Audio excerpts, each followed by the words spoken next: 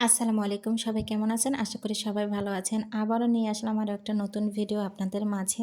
গতকালকে কিন্তু ৬০ গম্বুজের পুরো ভিডিওটা ছিল না। কারণ একসাথে যদি দেই তাহলে অনেকটা লং হয়ে যায়। এর জন্য ভাবছি যে একটু ধারাবাহিক অনুযায়ী ধাপে, ধাপে দিব।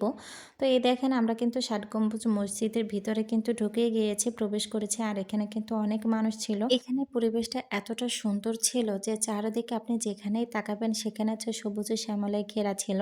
আর এই মসজিদটা কিন্তু অনেক, অনেক আগে নির্মাণ করা ছিল। তো আমার কিন্তু অনেক দিনের ইচ্ছা ছিল যে এখানে একটু সুন্দরভাবে আসবো, দেন আমি ভালোভাবে ঘুরে দেখব। কিন্তু সেই রকমের ভাগ্য হয়নি। তো আজকে কিন্তু আল্লাহ তাআলা আমার সেই আশাটা পূর্ণ করেছে। যার কারণে আমরা ৬০ গম্বুজ মসজিদে আসছি, দেন ভালোভাবে সবকিছু ঘুরে, ঘুরে দেখেছি। মসজিদের চারো সাইডটা যে এতটা সুন্দর করে মজবুত করে করা, তো এই ভিতরটা কিন্তু আমরা কখনোই দেখি নাই। যেহেতু আমরা মেয়ে মানুষ, তো আমাদের মেয়ে মানুষের ভিতরে ঢোকা প্রবেশ কিনা সেটাও আমি জানি না।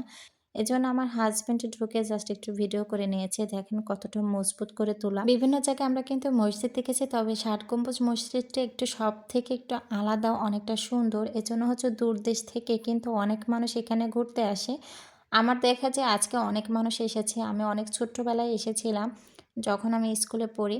তো ওই সময় তো আমরা বুঝতাম না যে ঘুরে ফিরে দেখা এক জায়গায় বসে থাকতাম ওই পর্যন্ত। তারপর স্যার ম্যাডাম এসে তারপর আমাদেরকে নিয়ে যেত। গাড়িতে করে আমরা চলে আসতাম বাসার উদ্দেশ্যে। তো ওইভাবে কিন্তু ঘুরে দেখা হয় নাই। তো আজকে কিন্তু অনেক বছর পর কিন্তু আমি এই ৬০ গম্বুজ মসজিদে আসলাম। আর আমার হাসব্যান্ড তো এখানে সুন্দরভাবে ঢুকে হচ্ছে একটু ভিডিও করে নিল। আর সেই সৌভাগ্যে কিন্তু মসজিদের ভিতরটা আমার দেখা হলো। আর মেয়েদের প্রবেশ কিনা আমি জানি না, এজন্য আমি বাইরে দাঁড়িয়েছিলাম। দেন ও আসার পর কিন্তু আমরা হচ্ছে ৬০ গম্বুজে যে গোড়া দিঘি আছে না কি বলে সেটা আমি জানি না। তবে এই দিঘির পাড়ে আসলাম। এই দিঘিটা কিন্তু অনেক বড় ছিল। আর আমার দেখে কিন্তু অনেক ভালো লেগেছে। নিরিবিলি একটা পরিবেশ। কোনো নেই, কোলাহল নেই, ঝামেলা নেই। একদম নিরিবিলি আপনি বসে গল্প করতে পারবেন। তো এখানে বসেও আমরা একটু বসেছিলাম, ভিডিও করতেছিলাম, ছবিগুলো নিতেছিলাম। তো এই পরিবেশটা দেখেন কতটা সুন্দর। আচ্ছা আপনারা কে, কে ৬০ গম্বুজ মসজিদ দেখতে এসেছেন অবশ্যই কিন্তু একটু কমেন্ট করে জানাবেন। আমরা তো বাসা থেকে অনেক সকালে হচ্ছে রওনা দিয়েছি। ৭টা-৮টার সময় আমরা কিন্তু গাড়িতে উঠেছি। তো আমরা যেখানে যাই সেখানে কিন্তু এই আপুরা ভাইয়ারা কিন্তু চলে আসে। তারাও একটু ছবি তুলবে এরকমটা অবস্থা। তো আমরা একটু জায়গা করে দিয়েছিলাম। আমাদের ছবি ভিডিও করা হয়ে গেলে তাদেরকেও জায়গা করে দিয়েছে। তারাও যেন ছবি ভিডিও করতে পারে। যেহেতু এখন ৬০ গম্বুজ ঘোরা শেষ, এখন এখান থেকে বের হয়ে আমরা খানজাহান আলী মাজারে যাব। তো এখানে কিন্তু বসার স্পেসও আছে। ওই যে গাছটা দেখেছেন ওখানে কিন্তু একদম ছায়া, কোনো রোদ নেই। ওখানে নিরিবিলি কিন্তু মানুষ বসে গল্প করতে পারে। যা ইচ্ছা তাই করতে পারে। ছবি তুলতে পারে, ভিডিও করতে পারে। দেন আমরা খানজাহান আলী মাজারে ঢোকার সাথে, সাথে আমার খুব ক্ষুধা লেগেছে। আর গোলগোলা দেখে তো আমার খেতে মন চেয়েছিল। তাই এখান থেকে গোলগোলাও খেয়ে নিয়েছি। আর গোলগোলা কিন্তু আমার খুবই ভালো লাগে। ছোটবেলা থেকেই ভালো লাগে। তবে এখন গোলগোলা সচরাচর কোনো দোকানেই পাওয়া যায় না। তো যেহেতু এই দোকানে পেয়েছি এজন্য আর লোভ সামলাতে পারলাম না। তো এই কারণে হচ্ছে গোলগোলাটা আমি নিয়ে নিলাম। তো এরপরে কিন্তু আমরা প্রবেশ করে ফেললাম খানজাহান আলী মাজারে। তো এখানে কিন্তু অনেকে অনেক রকমের উদ্দেশ্যে আসে। কেউ মানত করে, এই করে। তবে আমরা তো একটু ঘুরতে এসেছি। তো এখানে ভালোভাবে পরিবেশটা দেখতেছিলাম। অনেক মানুষ এসেছিল এটা দেখতে।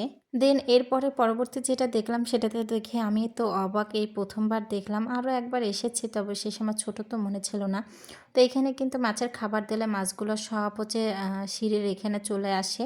দেখেন একটা মাছও মনে হয় দূরে নাই। সব মাছ মনে হয় এখানে চলে এসেছে। সবাই একটু ভিডিও করতেছিল, আমিও ভিডিও করতেছিলাম।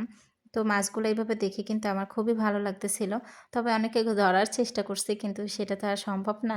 এই দিঘিটা কিন্তু অনেক বড়। সবাই বলে এই দিঘিতে নাকি কুমির থাকে। তবে আমি চোখে দেখি নাই। তবে ভিডিওতে দেখেছি। কতটা সত্য আমি জানি না। আপনারা দেখেছেন কিনা একটু জানাবেন যারা এখানে ঘুরতে এসেছেন। একটা ভাইয়া তো এই মাছগুলো দেখে লোভ সামলাতে পারছিল না। তো হাত দিয়ে ধরার চেষ্টা করেছিল। কিন্তু মাছ কি আর হাতে ধরা দেয় বলেন? জাল না হলে কিভাবে ধরা দিবে?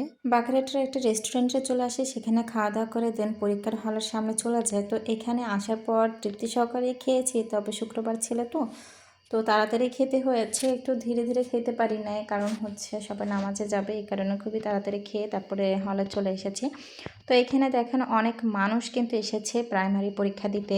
পরীক্ষা শেষ হয়েছে 4:30টায়। তো ওখান থেকে বাসটা ধরে আমরা চলে আসি। তো আমার খুব ক্ষুধা লেগেছে। ভেবেছি যে আজকে রাত্রে বাসায় যেয়ে ভাত খাবো না, রান্নাও করব না। তো এই হোটেলে কিন্তু এসে একটু তন্দুরি আর হচ্ছে মুরগির মাংসটা নিয়ে তারপরে খেয়েছি। আর আজকে তো শুক্রবার ছিল, এজন্য কিন্তু এই রেস্টুরেন্টে অনেক, অনেক মানুষ এসেছিল। তো আমরাও বসে কিন্তু এগুলো খেয়েছি, কারণ আমাদের উদ্দেশ্য ছিল যে এখানে খেয়েই তারপর বাসায় যাবো, দেন আর রান্নাবান্না করবো না, খাবো না। আর আমার সত্যিকারে হচ্ছে তন্দুরি রুটি আর এই মাংসটা দিয়ে খেতে অনেক ভালো লাগে। এর আগেও একবার খেয়েছি, এই কারণে বারবার আসা। তো ভালো থাকবেন সবাই।